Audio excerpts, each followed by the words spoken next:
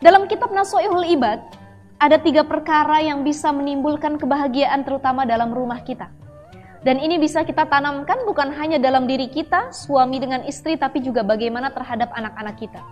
Pertama adalah man lahu qalbun alimun, hati yang selalu mengetahui, yang selalu merasa, yang selalu paham bahwa Allah itu berada di sekeliling kita. Jadi keluarga yang nyaman, rumah yang adem, tentram, ibarat surga adalah rumah yang di dalamnya tidak pernah dipakai maksiat. Karena orang-orang yang ada di dalamnya adalah orang-orang yang hatinya alimun, qalbun alimun. Mereka selalu sadar bahwa CCTV Allah 24 jam mengawasi kita. Baik ayahnya, ibunya, anak-anaknya, atau keluarganya yang ada di dalamnya, mereka tahu bahwa yang harus ditakuti terutama itu adalah Allah. Tidak ada yang melihat maksiat kita, tapi Allah selalu melihat maksiat kita. Berapa banyak anak-anak kita di zaman milenial ini karena media sosial mereka banyak bermaksiat, terutama maksiat karena mata. Anak sekarang sudah main handphone, bahkan sudah pakai sandi handphonenya. Orang tua di zaman milenial ini tidak boleh kalah. Kalau anaknya pinter mainin gadget, orang tuanya harus lebih pinter. Anaknya pintar menggunakan aplikasi, orang tuanya juga harus belajar pintar menggunakan aplikasi. Banyak orang tua yang akhirnya dibodoh-bodohkan oleh anaknya.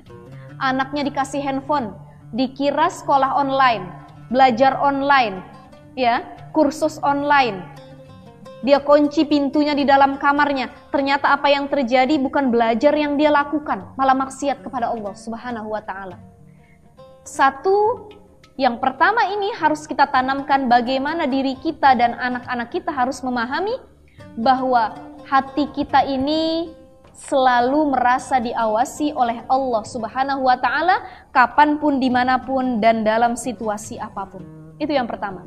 Dan yang kedua, dalam kitab Nasha'ihul Ibad, kalau kita ingin bahagia satu keluarga, yang harus kita lakukan adalah wabadanun sabirun, jiwa yang sabar, jasmani yang sabar terhadap maksiat, terhadap segala kekurangan apapun itu, segala ujian apapun yang Allah berikan, kita sabar diri kita.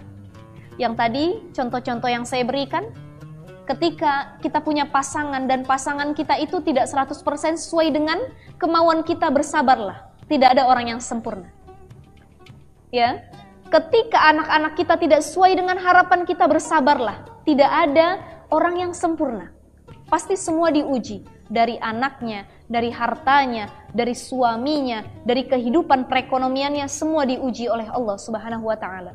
Ketika orang tua mampu mengajarkan sifat sabar terhadap anak-anaknya, nak, sabar ya nak, makannya ini saja ya nak, coba lihat yang di luaran sana, boro-boro mau makan, boro-boro berkata hari ini makan apa ya, tapi mereka selalu memikirkan, ya Allah, apa yang bisa saya makan, bukan hari ini makan apa ya.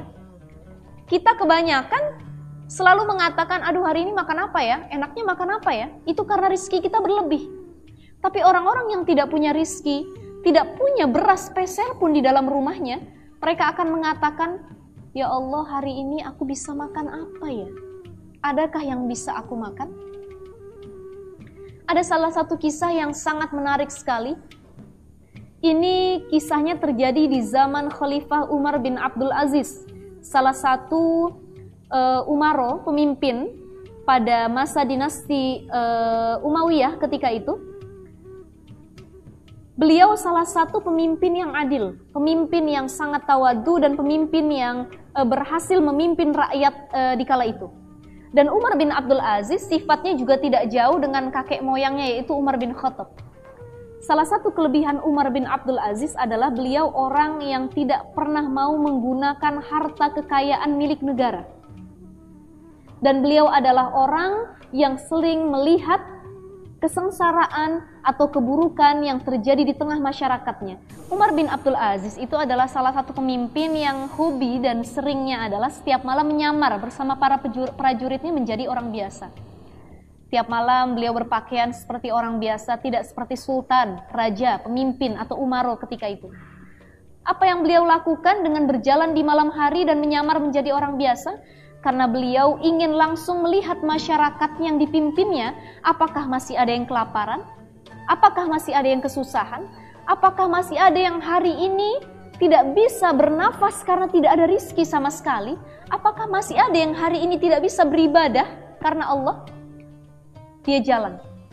Ketika di suatu tempat, dia mendengar suara anak kecil menangis. Dia berkata kepada ibunya, lapar, ingin makan. Kata ibunya, sabar ya nak, ibu lagi masak dulu. Umar bin Abdul Aziz dengan prajuritnya mengintip ke dalam rumah itu, anaknya sudah sangat-sangat pucat kelaparan, tapi ibunya tidak kunjung membawakan makannya. Kata ibunya bilang, nak, tidur saja dulu. Nanti kalau masakannya sudah matang, ibu bangunin ya, tapi aku lapar ibu.